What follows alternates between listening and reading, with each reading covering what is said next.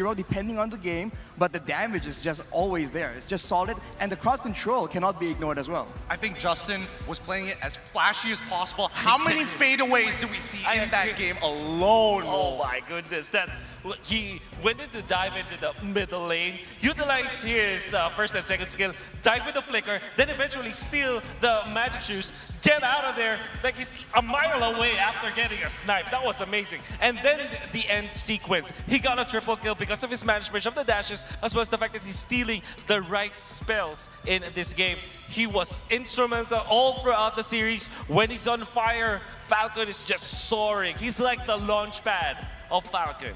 He's truly the launch pad. And we're looking at the heat map. He spends a lot of his time playing hyper defensively for his team.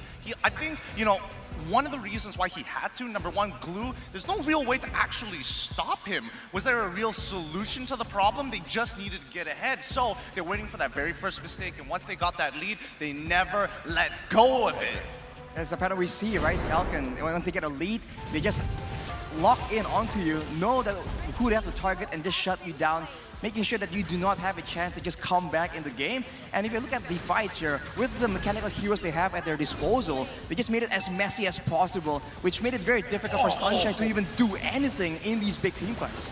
Seeing the three-pointers again and again and again never gets old. And I mean, again, the game was just played so masterfully by Falcon, understanding at what points they are strong and realizing that Incendio's overall build makes their itemization even more important. From the bottom micro to the itemization to the macro, perfect and flawless throughout. I mean, initially we did think that with so much mobility as well, like the Hayabusa, like the Joy coming in from Incendio, might be a bit difficult for Falcon to locate those kills. But when you have enough damage, it doesn't even matter. I think that this is the problem for Incendio Supremacy was almost the same as game number 4, where there's no hard engage. Surely you have the glue, you have the joy like to initiate, but there's no actual engagement to keep their opponents in place and actually open up for their damage dealers. That's actually very similar to Falcon's game number 2, because that's when Naomi was supposed to be that engager, but he fell so far behind, which in this case, that was Glue's job, and he fell way too far behind. Yeah, that's true. And I think this is a time where we also talk about Incendio Supremacy. Although they did not close out the series, they made a lot of fans all over the world. I mean, I've been watching a lot of Filipino fans, they've been really into Incendio Supremacy, and even the chat through the English stream, man, hats off to you guys. You made a lot of fans in the M4. On that note, though, we're going to throw you guys back to our hosts, Mara and Buddha Monstar. Hola! Yeah, we are here, Mara and Clara, on the stage. Now, we're about to talk to Falcon Esports, who reached all the way to game number 5. This was such an intense game. So how about we call on stage the winner of today's match, Falcon Esports. Let's go, Falcon Esports! Congratulations. That was such an intense match. That's right. 3, 2, and finally they are here. And it was back and forth. Right. Well deserving. I mean, the crowd was really happy. It reached all the way. And now, how do you feel about being now in the top 6? We are very happy. This is our first time top 6 secure in the world stage. Last time we got 4th place in MSC, but that was not the war, This M4 is the world championship, so this is our first time, and thank you everyone. Yeah, but you come into the 6th place, not the 6th place, the top 6 right now with the style. You guys come with the bravery. You play with lots of hero, especially Harriet in the gold lane, and you make it happen. You come back, and then what do you think about your drive, your strategy in this World Championship? How you make it happen? Because we have many strategies, but this is the comfortable and the best pick against Incendio. So we choose the Harriet gold lane. Ooh, how was the reaction like when you guys won? I mean, backstage, who was the loudest? Who was the most happy? How was the reaction like back there? We are all happy, but especially our goal leader, Sippy. He's the happiest, I guess, because this is the first time. He don't even play Ampere or on stage. Oh, Wow. This is his first time. first time. Let's Are you talk to nervous? him. You're not Let's talk nervous? to him. Are you nervous? Were you on nervous? being this stage? I feel so happy, but I'm still happy now.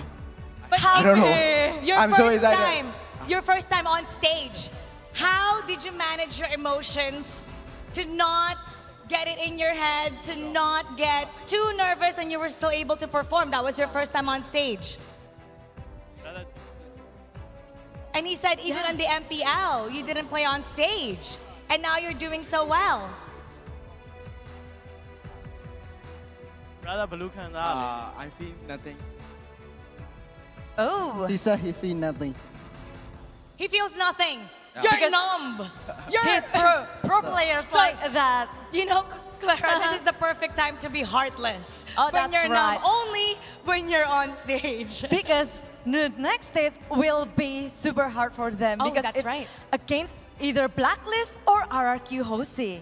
That's right, you've beaten Blacklist before. So if you were to pick between the two, who would you rather meet again? RRQ Hoshi, fighting with the crowd as well, because for sure there's gonna be a full house. Ooh. Or would you rather face again Blacklist International, who had a difficult time against you last time? Pick between the two. Which one? I think we want to face RQ Hoshi. RRQ Hoshi, why?